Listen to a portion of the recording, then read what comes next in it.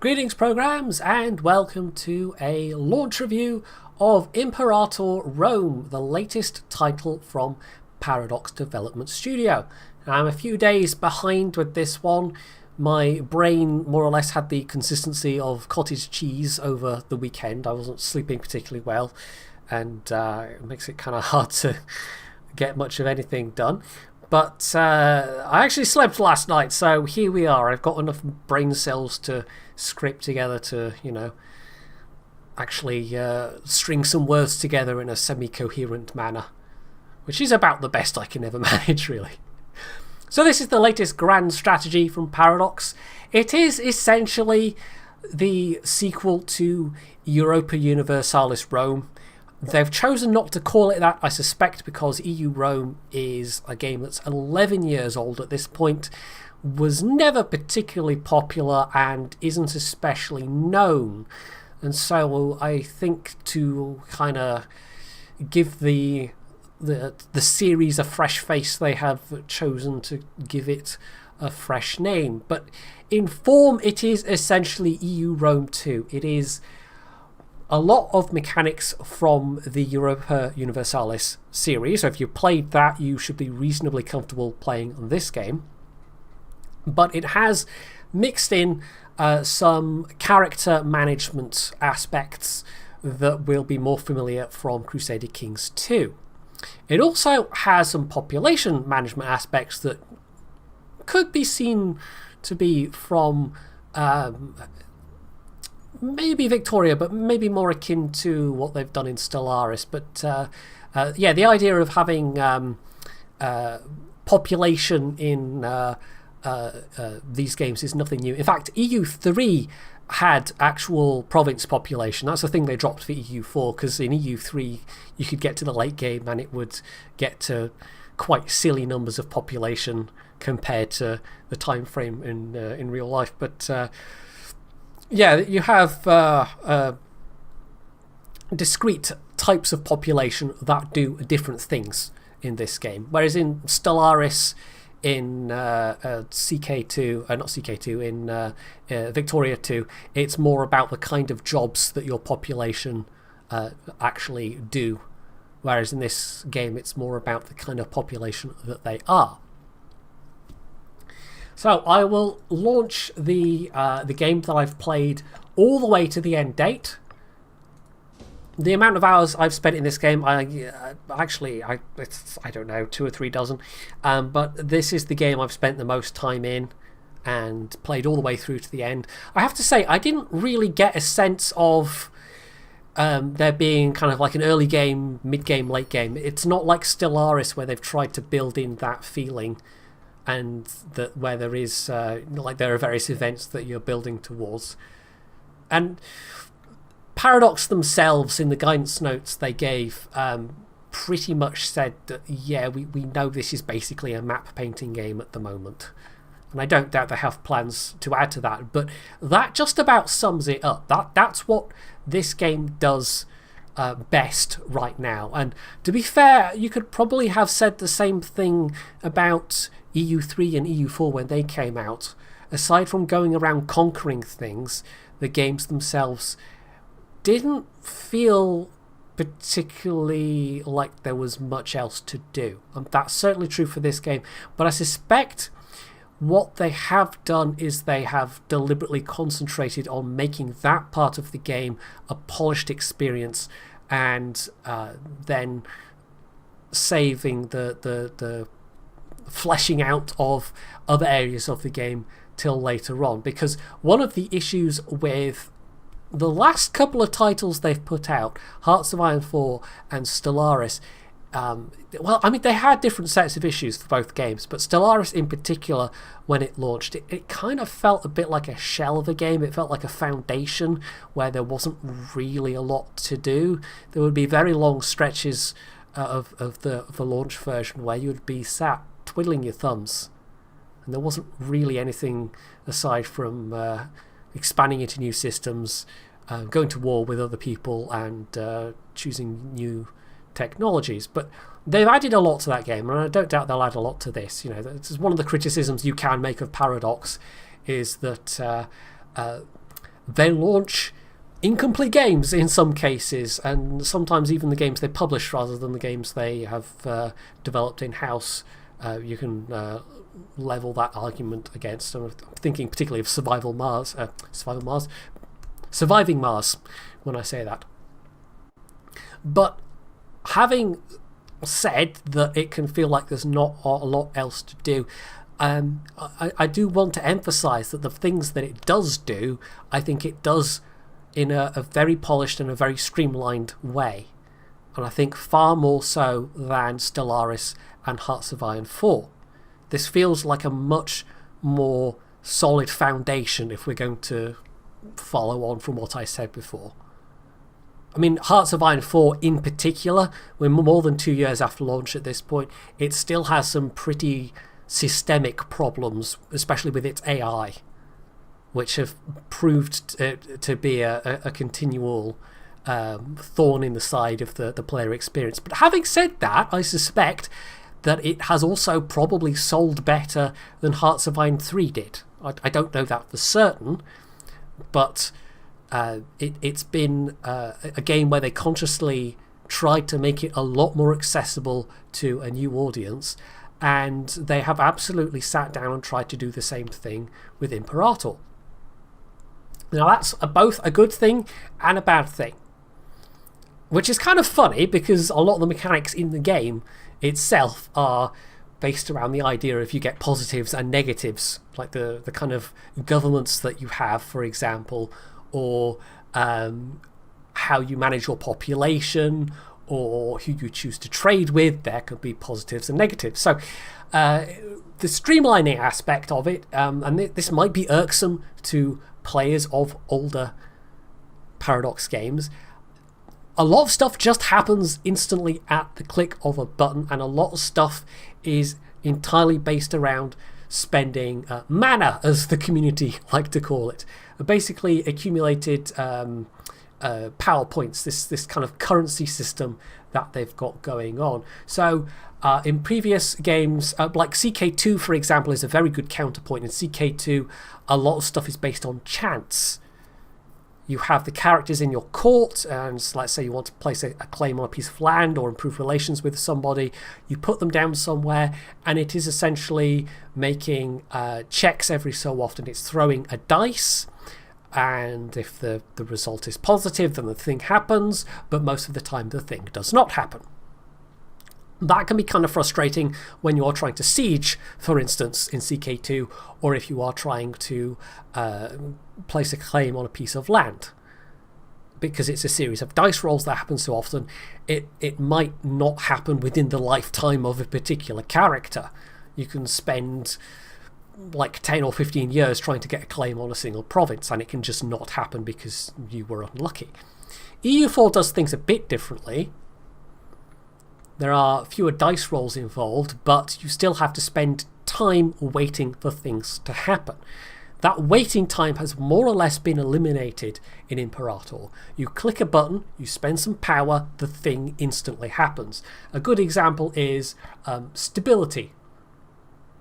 Now actually that might be a terrible example. I think you just spend points to instantly increase stability in EU4 as well, don't you? But I mean, it's an example of how it works in this game.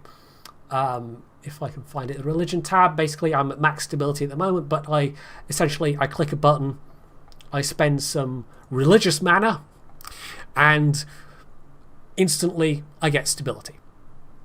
There don't seem to be any random events that can decrease it that I've encountered. Sometimes you can make decisions which will decrease the stability, and I think occasionally you can get random events that will increase it. But in terms of random events as a whole, the game also feels a bit empty. But again, you could have said that about EU4 at launch and CK2 at launch as well. That will improve over time. That's one of those aspects that I guess a certain amount of patience is required. I mean, it's debatable. I mean, you could have a conversation, an argument about whether this is a good way to release games. But then you're bringing into it the fact that Paradox isn't EA. This isn't a huge studio with, you know, billions of dollars to throw around. This is definitely much more in the kind of small to mid-range sized publisher / developer. So it's a way for them to produce games that over time become much more complex experiences. But it does require a certain amount of patience on the part of the players. But in this case, I'm not necessarily convinced it's going to ever become the kind of more complex experience that EU4 has, for example. They have definitely come at this with that idea, as they did with Hearts of Iron 4, that this was going to be a much simpler experience for a player that hasn't necessarily played these games before. And so if you've played a lot of previous Paradox games, you're going to find things that are missing that you might wish were there. There are a couple of things that I think that are missing that I think just should be here, even for the benefit of a newer player. There's a couple of the map modes, for example. I mean, you've got a whole bunch of map modes, and this was a thing that was notably missing from Stellaris when it came out, for example. There was virtually no map overlay information at all. But in this, I mean, if I can see the various provinces that have fortifications, I can see my different provinces, I can see the wider regions that those are part of, and that lets me see who the governors of those regions are. I can see there's a population map mode somewhere that lets me see population density, so I can see Rome is very densely populated, mostly slaves. I have done a bit of conquest in this game. I was going to mention about the date, by the way. That's reminded me. 27 BCE. This is when Augustus was formally named the Emperor of Rome. This is when it ceased to be the Republic officially. So it makes sense for this to be an end date, but I was actually a little disappointed it kind of just ended. I didn't get to see a score screen either. In fact, I can show you exactly what it does show you when the game ends. Yeah, for a lot of this game, I played it and it was fine. It does what it does well, but it almost was like that early Stellaris experience, where there was also a lot of time spent in between running at full speed and just kind of twiddling my thumbs, not doing a lot else. So when you end the game, by the way, this is what you get. No score screen. It does at least give you the option of continuing in observer mode, and this is a game that has been in the hands of the AI for a bit, and it's done a bit more conquesting than I have.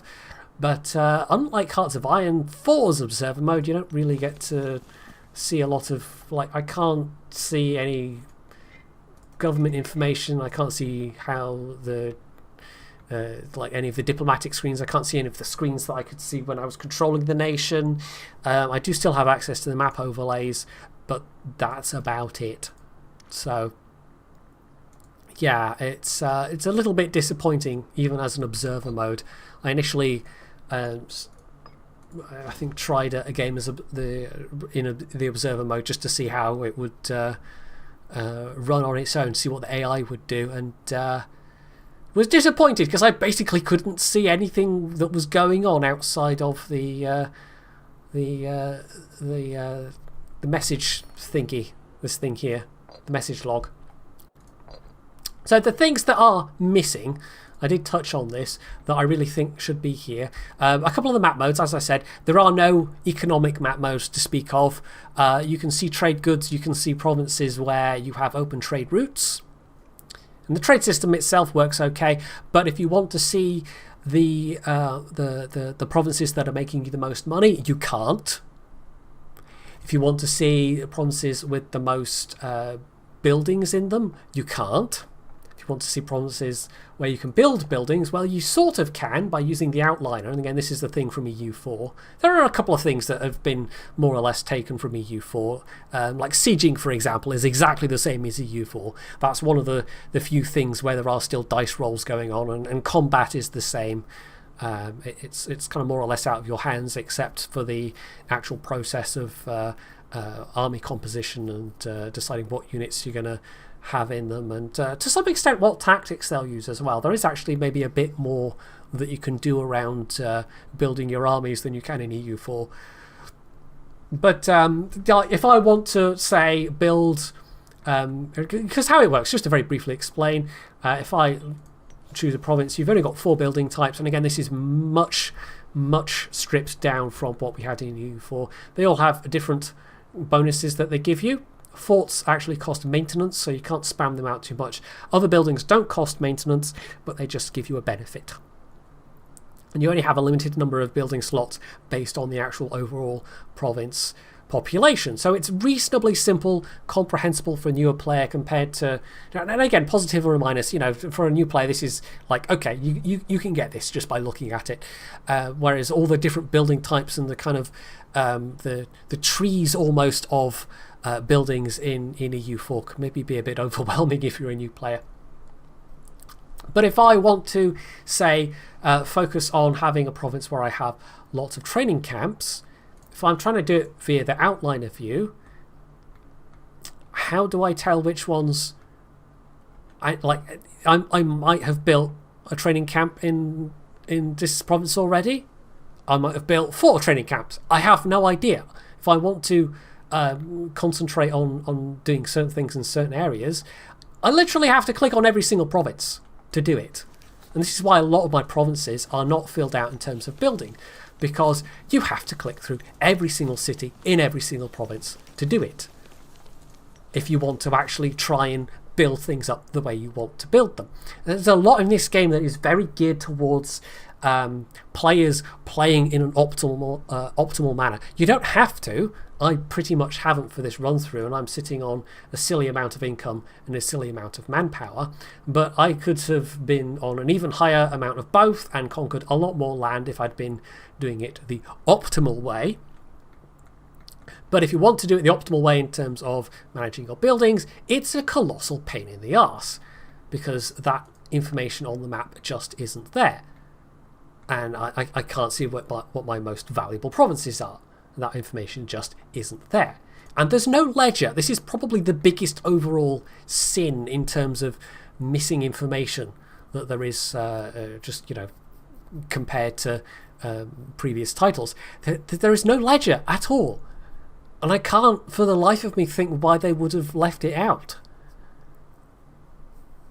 For something like Hearts of Iron, for example, you don't really need a ledger for that game. In fact, it would almost run against the point of Hearts of Iron, which is you don't necessarily know what your enemy is up to, how many troops they have. The game gives you an estimate. And they could have tried to do something like that in this game. If there was one reason I can think of maybe why they would have taken away the ledger, it's that it was an important planning tool in both CK2 and EU3 and EU4, but it in a way doesn't necessarily make sense that from, let's say, an immersion point of view, that you can tell exactly to the last soldier how many troops somebody halfway across the world has. But in terms of a game planning tool, it was absolutely invaluable. But that then, if it's for reasons of immersion, there is so little in this game that is about immersion. This is a very gamey game. If you are wanting a game where you can role play a bit, then really you have to go to CK2, because this game, despite having characters and some character mechanics, doesn't give you a lot of scope for that. The characters are important in their own way, but you are playing as the state. You are not playing as the characters. So I was disappointed by that aspect. It does really feel like it should have a ledger for what it is. And it might be they've taken it out for multiplayer purposes, but I am pretty sure that I'm correct when I say this. In EU4, I think if you do multiplayer, you can set it so that you can't access the ledger. I'm sure that's an option. Why they would not have just done that here, I don't know. So yeah, that's my biggest gripes like my biggest specific gripes with the game is that some of the information is just missing that the game should tell you, and that the streamlining, while it does what it does well, it does make it very accessible, it also means that there can sometimes be not a lot to do. So I don't know if I've really got much more to add than this. It's a very playable game. It's more solid as a playable game than either Stellaris or Hearts of Iron, maybe even more than EU4 when it first came out. But in EU4 there was still arguably more to do in terms of overall diplomacy, and maybe even just the pace of the game kept you a bit busier. But it's hard to remember, honestly. You know, I'm saying this with a caveat of it's been a long time since I played the base game of EU4, the initial version that came out. Because even if you're playing the base game, it's still been patched a whole bunch of times. There are some aspects of the game that are quite different than when it came out. And I don't doubt that'll be the case with Rome as well. I'm sure they've got a long list on a whiteboard somewhere of all the DLC they would like to develop for it. So we might see some more engaging internal mechanics and better diplomacy and oh dear Lord God, Paradox, please give us some kind of espionage system. Some actual espionage going on, because you can sort of do it in EU4 and you can kind of a bit do it in CK2, but that's always been a weakness of these games. It would be nice if you could almost more have like actual units you can move around on the map that perform espionage functions like you can in the Total War games. Because, or you know, Civilization. Because there are one or two things that they do seem to have actually lifted from Civilization. One of the unique mechanics for anybody starting in the Italian peninsula, if we look at the military ideas, because you've got essentially two sets of you've got your various technologies, and then you've got your military ideas, which is almost a separate tech tree. But one of the things you can do, one of the things you can unlock, is the ability to have your armies walk around and lay down roads. That's what all these lines on the map for. All these lines on the map are. They also later on have the ability to, on colonized provinces, which I don't know if I have any bordering on colonized provinces, but I've done a little bit of it up here. They can build a fort, which essentially it just gives you one of these forts, but it colonizes the province with that fort. But that's a kind of limited way of colonizing, because you can't spam lots of forts next to each other. Otherwise, colonization is literally, and again, it's a click of a button. Just as like managing your population types are, like promoting, like if I want to change a slave to a free man, for example, I just click a button, spend some power. So much of this game is you click a button when you have the points to spend and the thing instantly happens. Which is fine. I'm not like dead set against that. It's fine. It works at what it does. It's just, it doesn't really give you a sense of the game progressing on its own. I mean, there's a lot of things like that in the game where it's things only tend to happen if you, the player, do them. I think that's one of the strengths of CK2 and EU4, especially CK2, is that you get the idea that there are things going on in the background in terms of, for instance, culture shift or the spread of religions.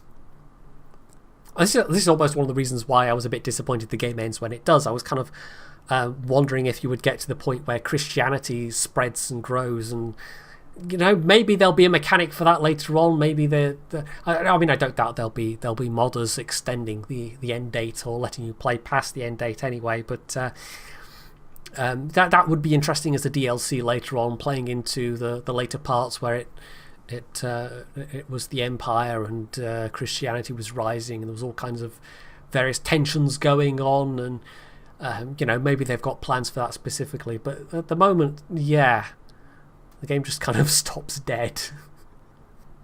Which, to be fair, EU4 kind of does as well. The CK2, unless you're playing modded to take it past the end date. So yeah, I don't know. There's definitely some stuff to like in this game. And if you're okay with the idea of just stomping around with your armies and conquering things, and how challenging that's going to be, basically depends on who you choose to start with. But just to show you another game, and this is the game where I was actually cheating copiously, because I wanted to try out one of the tribal governments. I basically spammed myself a bunch of money via the command console just so I wasn't having to worry about the economy side of things, because the economy is much tighter when you're playing as a tribal government.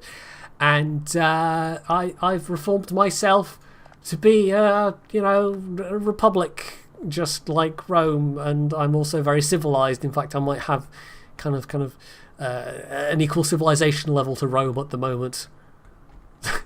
Somehow, which feels a bit silly. But that is with copious cheating. I wouldn't have gotten this far without it. So, yeah, I'll have to try playing a serious game as a tribal power at some point for sure. But I also will maybe want to try playing as one of the big powers, because some of them are more challenging than others. The Seleucids in particular do have to particularly worry about civil wars, because civil wars are nasty in this game. Civil wars are a mechanic that I think have been implemented fairly well. So as long as you're buying into this game, knowing what it's good at the moment, I can recommend it. If you enjoyed just stomping around the place, conquering things in EU4, then you'll get some hours of enjoyment out of that. If you're hoping to do other things, if you're hoping to play a more diplomatic game, or if you're hoping to, in the parlance, play tall, where you don't go around conquering literally everything, the game gives you very limited options at the moment, and you might want to wait until they have developed some of those things a bit better. But overall, I am feeling a lot more positive about this game at launch right now than I was for Stellaris. I mean, if you go back and watch my Stellaris review, I was not super positive about it. I don't think I was particularly harsh about it, but I was certainly not massively enjoying it at launch. And although I never covered Hearts of Iron 4 at launch, yeah, it had some profound problems as well, some of which persist to this day. So on the whole, this is a very good, solid basis, and I think they will quite possibly do good things with it later on. But it also might be a game, just by its very nature, that some Paradox veterans decide that they don't like the look of. But I kind of suspect it's not really aimed at that audience. I think it might be aimed at a wider audience. And so the big question is, how well will it sell for a grand strategy game? Will it have that popular appeal as Hearts of Iron 4 has, at least compared to Hearts of Iron 3? So to get things wrapped up, I will finally say that if you are interested and want to know a bit more about the actual mechanics in depth, I will point you at the official tutorial that Paradox have commissioned, I guess you could say. They gave some money to fellow British YouTuber Many a True Nerd to produce the official tutorial series. It's about an hour and a half. It explains mostly everything, and it does so in a pretty clear way. So if you have any specific questions about the different government types, for example, that would be the place to go. But otherwise, it just remains for me to say that I hope you have found this review useful, and if you have, you can do all the usual things down underneath the video, and of course, as always, stay tuned for more.